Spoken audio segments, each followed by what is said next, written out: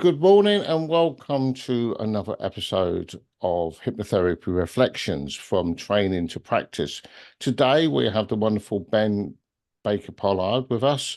Ben qualified as a solution-focused hypnotherapist in our school in Kent. So we're going to explore his journey, the unique insights, both from a personal point of view and those gained from CPHT, and the powerful impact that solution-focused hypnotherapy has had for him.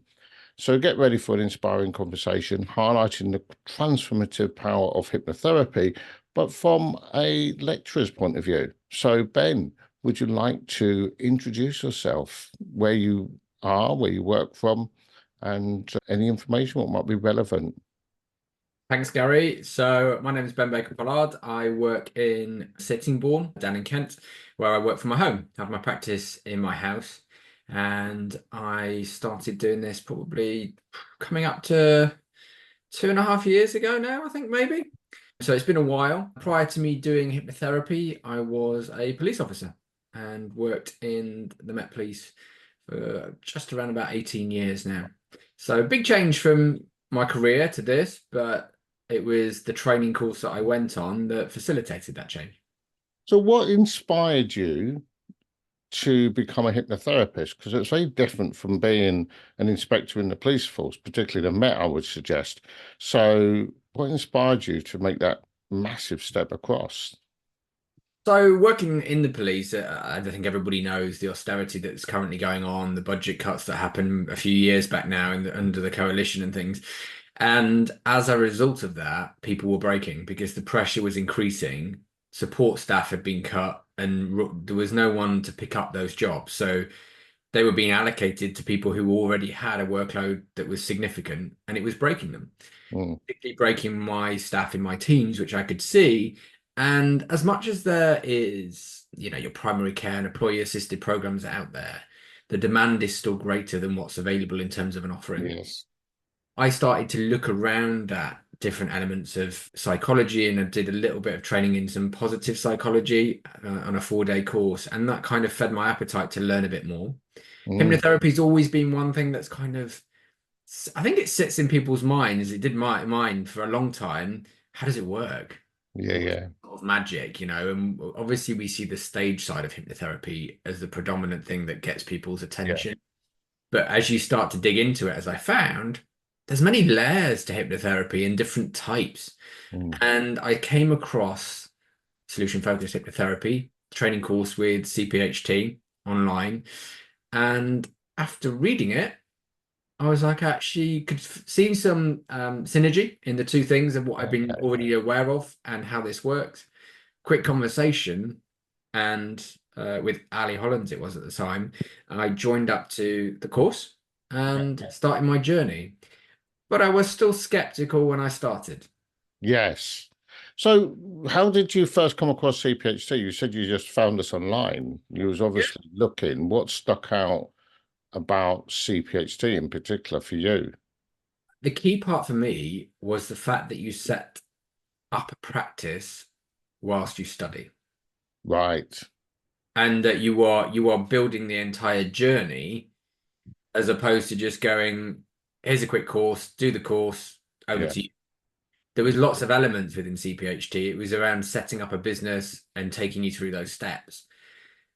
There's lots of courses out there. Of course, you can be a hypnotherapist in 5 minutes Yeah. and pay, I don't know, 50 quid. Or Yeah.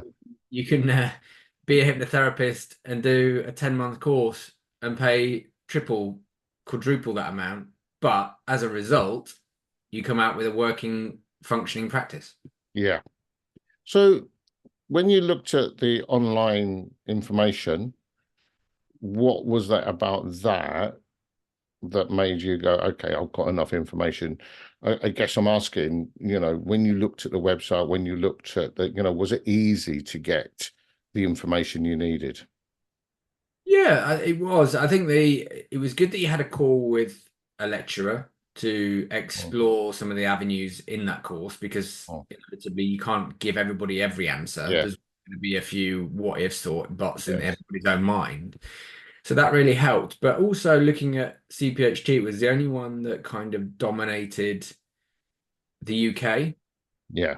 on a national scale. Mm. So that in itself, to me, brings some credibility behind it. Yeah.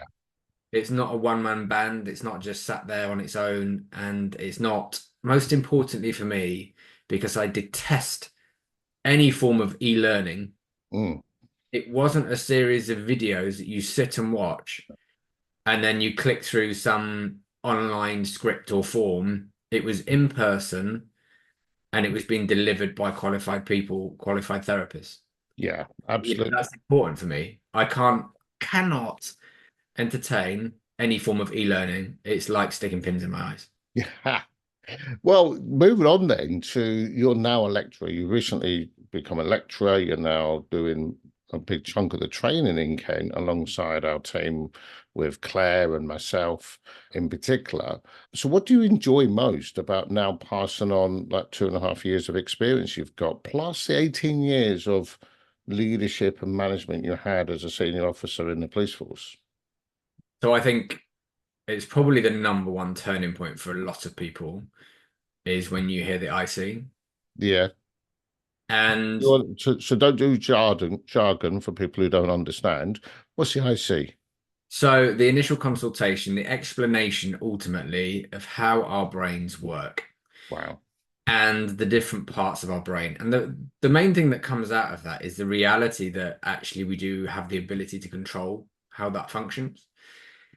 And for me, that was one of the points in the course that was the point where I recognized myself and actually was, well, life changing if to want for a better term. But I sat there and went, yeah, I do have a choice. Wow. I can choose actually what I'm doing with my life rather than feeling like I'm stuck in a routine and something that I can't escape from. So how does that benefit you now as a lecturer when you are lecturing, teaching all this knowledge to new students just coming into the world of hypnotherapy? Why do you enjoy that? Because watching their faces when you show them the explanation and the cogs start to turn and they realize just what it's about Yeah, is a huge moment for them. And I think the one thing that they do is they don't fully appreciate just how powerful it is at first, yeah, being taught it. But when they go away and they digest it and they come back, guaranteed the next month, they all go, this is just unbelievable. Why do people not talk about this? yeah, And that's the question. Why don't we? We talk about it in our world, but yeah, the we do. wider public, and we've all got brains in this world, but yet no one talks about how they work properly or educates anybody about that. Do you find near the end of the course it becomes that everything you're talking about, you then go and because it's just part of my brain working. So people, students are saying, I did this, but I was clearly in that part of my brain, or this Yeah. is how I'm thinking. So they started noticing their own thinking quite early on, and it gets bigger and bigger as they go through the course. Yeah, absolutely. And what's also lovely when you're teaching is for a lot of people who come on the course, like it was for me, it's also a personal journey at the same time. And you see the students grow and develop into a different person, a much better version of what they Yeah, were when they first arrived, yeah. particularly when they've got their own challenges around mental health going on in the background from whatever in their life. But you see them change. So is that a purposeful part of the course, or is it just something what just slowly takes effect as they learn more and more? It's what takes effect when they're learning. They're not coming to they're not coming to a rehab as part of the course. That's not what this is about. No. But equally, everybody who does come on the course will unfold their own journey. Yeah, absolutely. And I often yeah, say it's like a side effect. yeah, It's absolutely. like, yes, you're coming on and you're going to be a great therapist, but the side effect is you're going to benefit purely because you're on the course. And some of them, most of them, have a similar sort of change to what you said. So, how do you ensure your students are well prepared for a career in hypnotherapy? You said one of the decisions which led you to training was the fact that you were building your practice as you went through. That's what you said. So, how do you prepare students who are well prepared for that career in hypnotherapy? Many of the students who come on the course have never, I mean, you work from almost your first job, 18 years in the police force. So you'd never been in business for yourself. You'd never, how do you prepare people who have stepped out of a career where they've been part of a bigger team and now they're self-employed? So we all have our journeys, we all have our learnings and our pitfalls that we can share as our own personal experience, that Mm, we can then, that's what lecturing is about. It's about tailoring your delivery to the people that are sat in front of you to make sure you give them the best opportunity to succeed. And that's done by sharing the wealth of experience that you have and you gain yourself. Look across all the lectures that we have, there's a whole broad dynamic there of life and experience, which gives them to be quite a fantastic opportunity in order to find out, develop themselves while they're setting up that business and that side of it. But equally, the course content is tailored to educating you. yeah. You don't need any prior experience of how to run a business to come on the course. We teach you that as we go through the course. So a couple of personal questions then. How, well, not really personal, but how you deal with things. How do you deal with skepticism about hypnotherapy when, from a public, as a hypnotherapist, or actually as a lecturer of hypnotherapy now, how do you deal with people who sort of raise their eyebrows a little bit at you or more? Well, that comes back to that simple initial explanation of the brain that we would deliver in an initial consultation. So as soon as we start talking about that and the neuroscience element, the skepticism disappears because people think it's woo-woo, they think it's magic, it's something that's done to you. Actually, it's not. It's the education around it that's the crucial part and giving you the understanding.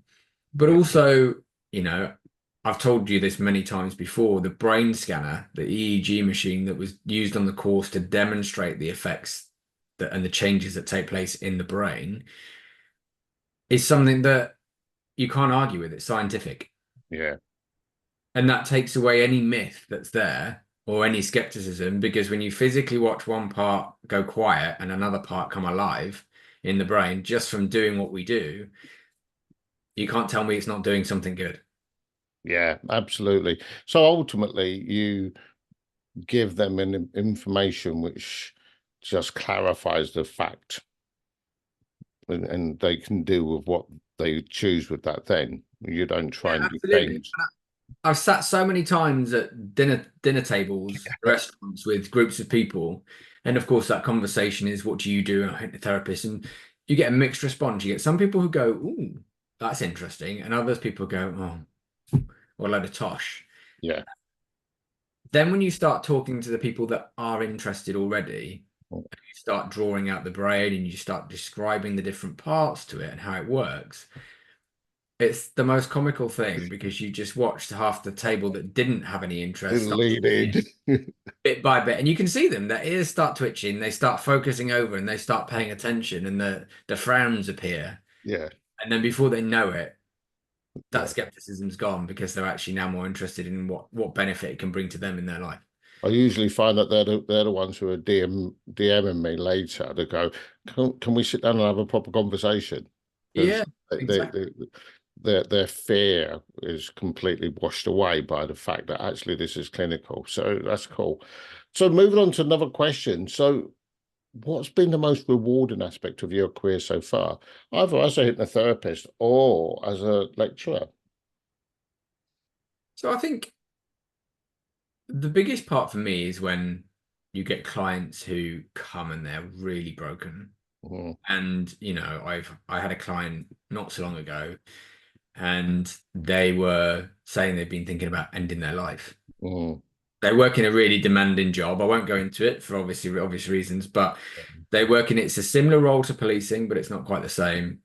And they've suffered abuse and injury and long-term health conditions as a result of actions of individuals who've assaulted them wow. that they now have to live with for the rest of their life. And that anger inside, but also the upset and depression inside from this health issue that they've got going on now, to be able to flip that person on their head when they come in and they're very dismissive, they've got a chip on their shoulder and they've been sent by their other half to come and do this therapy session, to them turning around and saying, "Didn't see that coming. You've changed my life. and this is the best thing I look forward to coming to do every week. Yeah, it's It amazing. is the best feeling ever, Wow. you So, know. like, it's the sort of thing you could just do every single day and just get that feedback, which is probably where we are most of the time. Yeah, and it's, like I said, we all have brains, but no one educates us around them. Yeah, We don't, if you go to the doctor, they don't sit and explain the brain to you. They decide which antidepressant to put you on or yeah, what medication is going to suit to deal with your situation. And they'll ask you how you feel and how's life going, but they don't take the time to talk you through why that occurs, yeah, what is happening in the mind. And if they did, they'd probably have half of their patients that come and see them walking out of yeah, their absolutely. surgery few points up that scale of happiness already, feeling like they've got a breath of fresh air and they can cope with what's coming their way. Because that's what happens every time we do a session with a client. They leave elevated and a few steps up that happiness scale. And we know that that continues in the time between the initial consultation and session one, that they continue to improve and climb Yeah, yeah, because suddenly they have an insight into why things are happening. And it's no longer that they're a failure. It's yeah, no longer that they're broken. yeah. It's actually something that was built and designed to operate in the way that it is. So I mean, that's an amazing role. I mean, I do it as well. So it's an amazing, lovely role we do. How do you balance your work-life balance to make sure you're, you're a married man, you have quite a lot of other things you take part in, and you're now a lecturer, so you've got multiple roles in your life. How do you balance everything to make sure you're being the best version of you? So I'm not going to lie, that was difficult at first Mm. because when you start and you come out of an institution, for want for a better word, and you've got your regime laid out for you, Yeah, to then have no structure and it's down to you to decide, plus you're starting up your own business, you feel the need to accommodate everybody yeah, in terms of times that you'll work. So yeah, you do sessions late at night because that's when the client wants to be able to come to see you because they've sorted out their life and then they want you to fit in with it. And so initially you have to find that balance and it's a bit of a struggle and you'll find that it doesn't quite match up. But then you begin to realize actually, if I want to go see the doctor, I want to go see the dentist, I want to go to the hairdressers, they don't stay open all night for me. I have to fit into them. And the same applies to us. You have to decide when you're going to work yeah. and be quite robust with that and the times that Set your you're willing bound- to operate in. You set your boundaries. Yeah, absolutely. Set your boundaries. And so for me now, I'm quite clear on that. I can work late in the evening, but it will only be by exception and a prior an agreement to that. Yeah, And that is dependent on what my life is happening in my life and my family life. Am I at home alone? Is my other half away working, or are they back? And if they're back, that tends to be when I fit in my time off yeah, so that we are together. yeah, absolutely. And So clients fit around that. is this part, one of the questions I quite often ask lecturers is how much of you do you give your students so they understand how best to approach it? So, like, learn from your mistakes, learn from your experiences. So, do you sort of pass a lot of, how you've dealt with clients, how you've dealt with management of your time, things like that? Is that something you particularly pass on?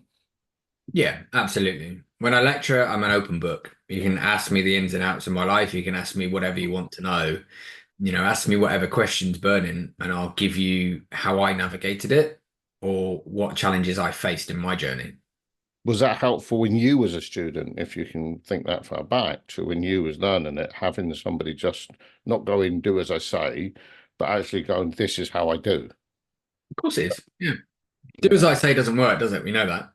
We Do as we I say. know that, but that's what a lot of training is. It's like do this training, but one of the things about CPHT and why you're part of the team as I am is we have to be working hypnotherapist in the now, so we are experiencing every day what every one of our students will be experiencing, and I think that's a valuable aspect.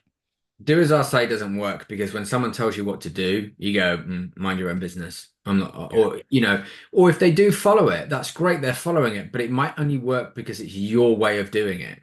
That might not suit the individual. yeah, And I think absolutely. most importantly, don't be afraid if you make a mistake. Mistakes help us learn. And there will be mistakes along the way, that's guaranteed, because that's just how life is. It's something that's new, and we've got to find where we sit and work with that in our own steam. But you have a wealth of support to guide you around it as well. And Yeah, it's not forced upon you, but it's always there and available to you whenever you want it. absolutely. So moving on a little bit, what's the funniest or most surprising thing a student has ever asked of you when they're asking questions about, what's going on here, what's this, what's that? Well, that's an interesting one. What's the funniest? Almost interesting or surprising.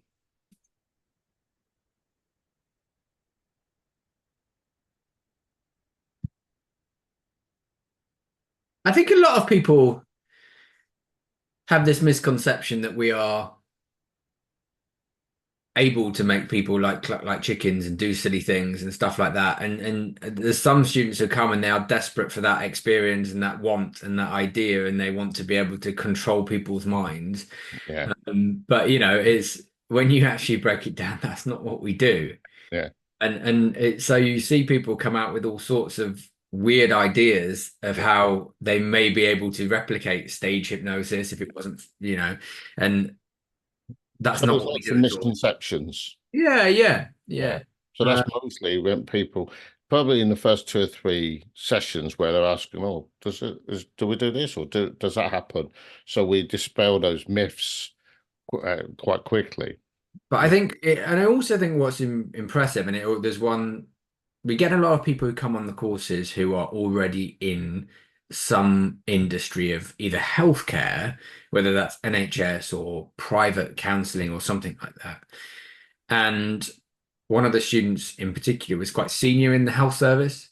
Mm, One of the most interesting things that they said is they were absolutely blown away by the initial consultation, yeah, the explanation of the brain, and their question is why is this not in the nice guidelines, yeah.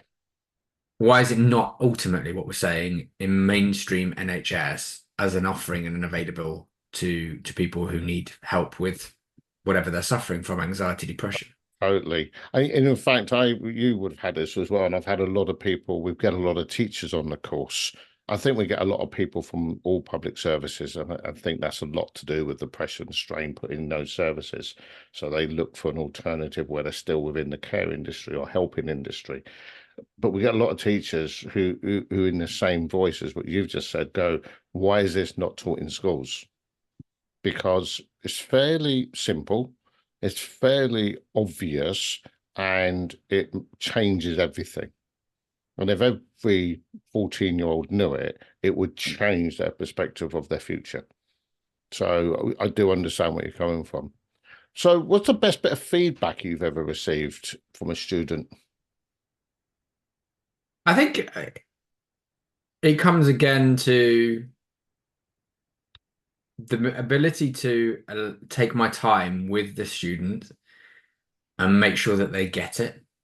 So what's the feedback And students giving you? so actually one of them more recently was around that exact point, in that although they were a bit different, although that they maybe had different ideas or came from a different background in terms of therapy, they were able, I took the time to understand their point of view, but then educate them and show them that how we Yeah, differentiate between what we do and what they do. yeah, Might be some crossovers, because you can take therapy back to its early roots, and there's always going to be a crossover wherever yeah, you go, whichever therapy you want to look at. But enabling them, facilitating them to adapt and understand and change to yeah. the point where they said, I think I want to follow this now as my new option. Yeah, I mean, that's wonderful when you hear somebody who's got so much knowledge in a specific area and you can show them an alternative, not something you have to do differently, but an alternative, and they can go, So I drive a BMW, so I won't drive a Mercedes. It's fact, it's law, apparently. But you might get in a different car and go, actually, I really like this. And you take the stigma away out of it's different. And clearly you've done that where you've actually helped people see both camps really clearly and what fits them better. So that's Yeah. amazing. And I think it's also, this was in my mind when I was talking, and I was like, do I or don't I put this across? But I will, because I think it's important to share. We've had a number of students on the course who've gone through some really personal challenges, really horrific things that some people shouldn't experience in life, But the support that we've given them has enabled them to continue to study and to be part of the course because actually it's become what they need and the support to succeed and grow. So getting the feedback from them and the thank you and appreciation for propping them up during that challenging time, Yeah. adapting and adjusting to their needs and making sure they had everything that they needed, both from a lecturing point of view and an education to get through the course, but on a personal level Yeah. of just being human beings and supporting somebody. I think from looking at the team as a whole, I think that's really important that all the lecturers are genuinely caring people first, Yeah. and they're qualified therapists and they're lecturers, but before everything, they're just compassionate people. And I think that's really important. We've had a number of incidents where people who didn't come on the course with any big challenges, but during the course, big challenges happened. We've had people who've had heart failure. We've had people who've been diagnosed with long-term illnesses. And it's like, how can the course support you through this? How do we work with that? And I think that makes a huge difference because they've learned how to help themselves. And of course, are there still supporting them. So that's cool. And I think it's, the end of the course is always a telling sign, isn't it? Yeah. Yet to go to a graduation day where the room isn't full of tears and emotion In a nice way. in a nice way, yeah, but for the love and support that they've had and their own journey that they've been on and succeeded. I think the thing what I've heard on every single graduation, and I've done dozens, is what do we do next month? I want to come again. I've had so many people want to reset the course again just so they can come for the weekend. It's like, I don't want training to be finished. It's now part of my everything. It's so much enjoyment and fun. So that's quite nice. Yeah. So moving on, because otherwise we'll be talking for ages. If you were to give a recommendation for a resource or a book for people who are looking at what we do, or they are already started students, and I don't know about you, but I get so many, what books should I read? What podcast should I listen to? So what might you say? What's your go-to? I would say a good one, and I'm going to double check the name of it.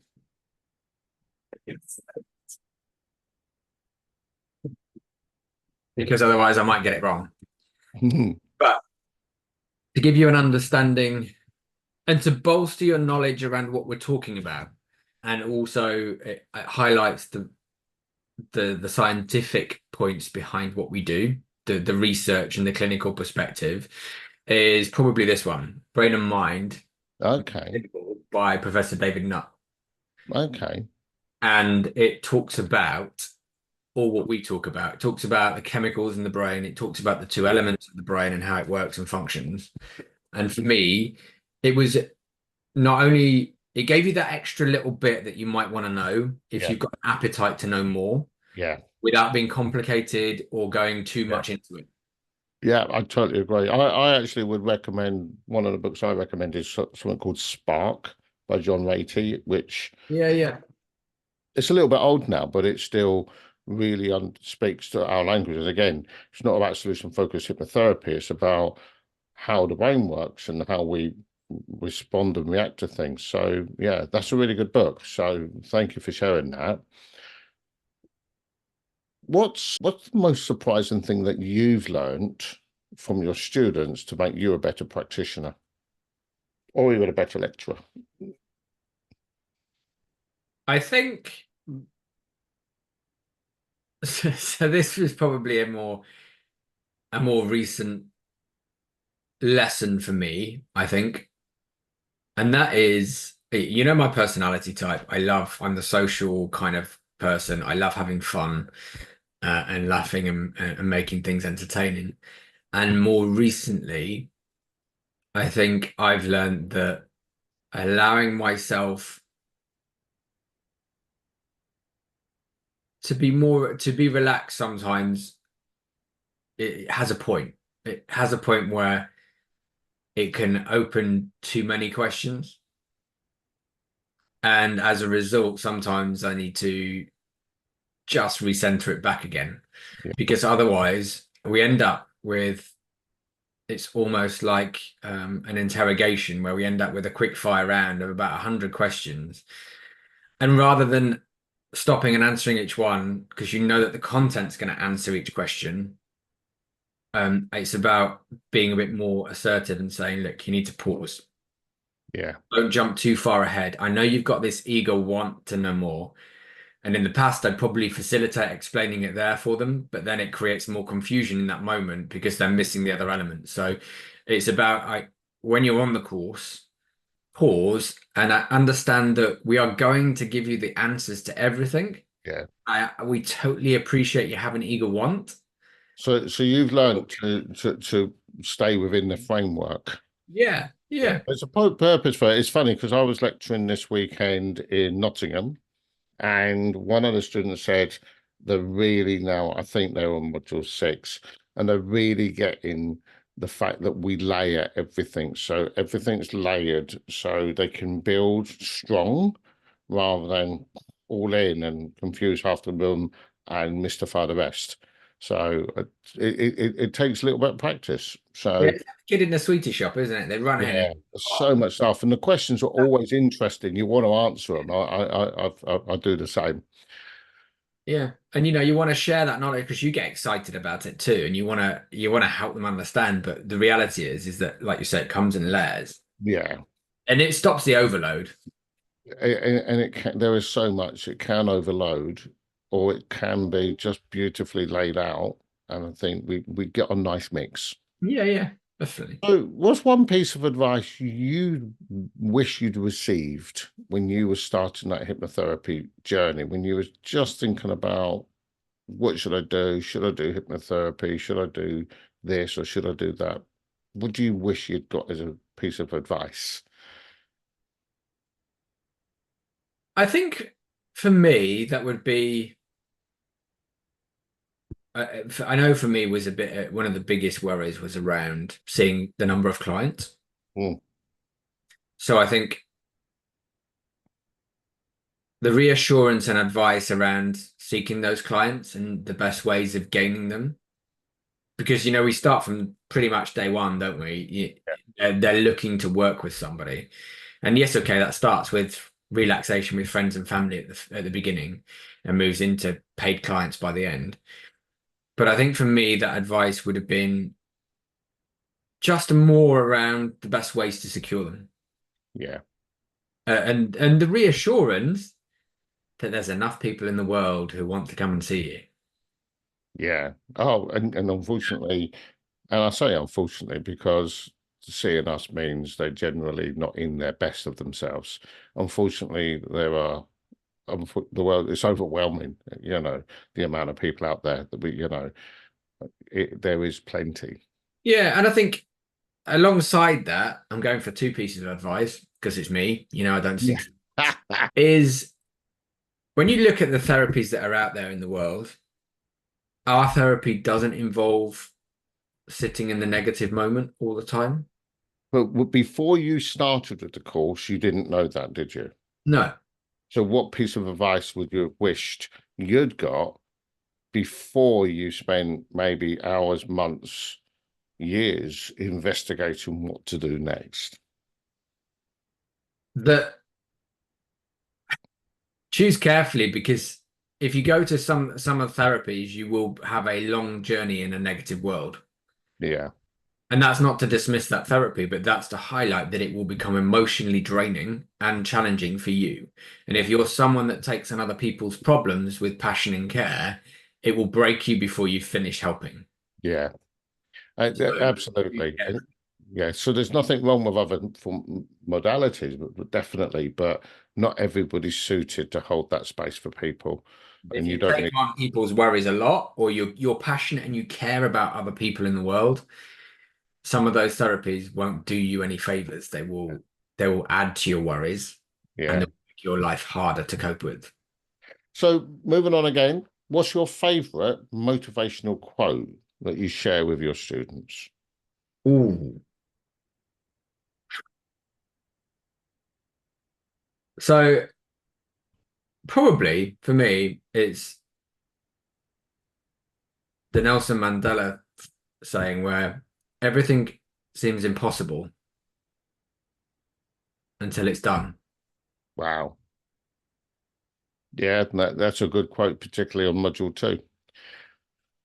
Yeah, absolutely. Because the reality is what we're teaching you is that it doesn't have to be impossible. It's just the way you think about it.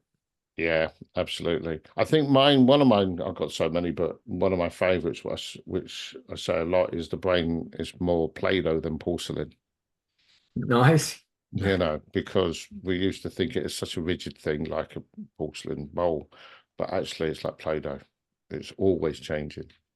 So, yeah. So, moving on, what is, from your point of view, what's one thing you wish more people knew about hypnotherapy?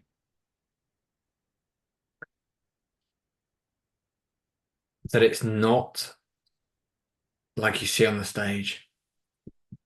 Yeah. So explain There is, more. it is not, it is not something that is done to you. We don't wave a magic wand and we don't click our fingers and say you're fixed and you walk out the door in half an hour and it's done and it's gone. That's not hypnotherapy. It's a process and it's a journey where you work together as a team. And the bit that we use the hypnotherapy for is at the end where we facilitate the brain joining the dots in the background to help you take that next step forward to achieve your goal. Yeah. We don't have the ability to make stuff vanish into thin air and fix you in a heartbeat. It's a process that you have to commit to and work to. And it's a talking therapy rather than a receiving therapy. It is the Yeah. best way to describe it. Does that make sense? It does, and a lot of people, even after they've come on the course, and we on the first weekend we say this is a hypnotherapy course, but actually you'd be qualified as a clinical psychotherapist as well, because they don't realize hypnotherapy is not psychotherapy; it's psychotherapy with hypnosis. Yeah. I think that's the big thing for me, that they think hypnotherapy is not part of the psychotherapy world. It is part of the psychotherapy world. Yeah. A couple of quick fire questions. What's one goal you'll have for your students when by the time they finish their training? What do you lecture for your students? What is your hope for every single student? You say hope. I'm going to be really cocky here and say I know that when they leave, they will leave with so much knowledge and confidence in what they do that no matter whether it's a talk in the community or it's a client and a condition they've never dealt with before, they Yeah. will have the confidence and ability to deal with it better than a lot of people out there. Oh, wow, that's a really good and absolutely factual. So yeah, I agree. It's not a hope, it's a fact. So what advice would you give to someone now considering a career as a hypnotherapist? Full stop. They want to get into the care world, they want to get into the helping other people as a hypnotherapist. What advice? Why are you still waiting? Absolutely. So is there any things what they need to make sure they do? Yeah, I think, definitely consider how and where you're going to practice and think about what it is you want out of this scenario. Yeah. If you're looking for a job that provides flexibility in your personal life and allows you to help people at the same time and get that reward from helping people, then it's a great job. If you're looking for action and explosions and drama, we get that in one way, but we don't get it like we see in the movies. So Yeah. it depends what you want. If you want a physical, running around, active job or role, this isn't for you.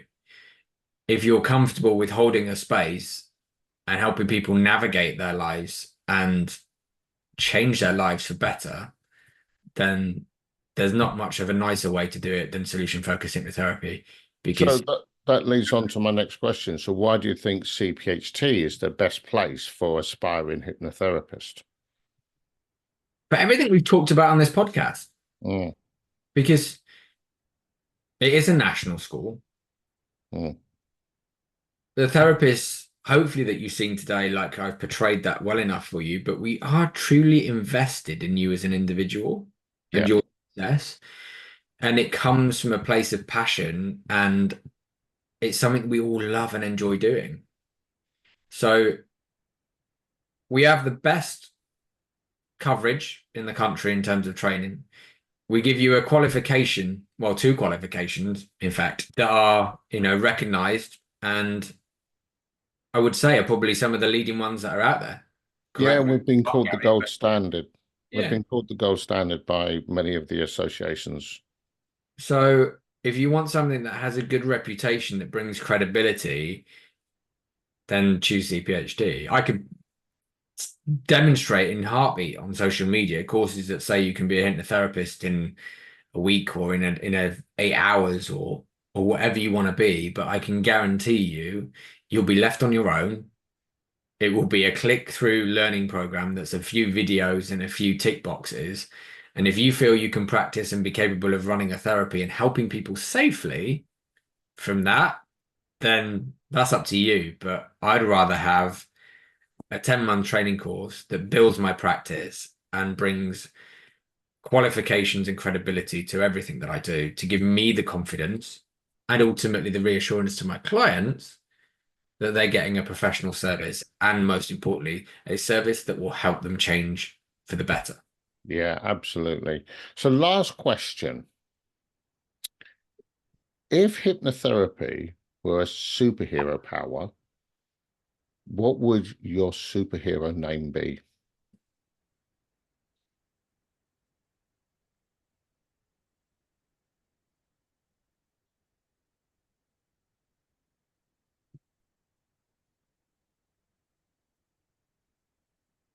Oh, Gary, that's an interesting one. I've got all images of superheroes flying through I my, know.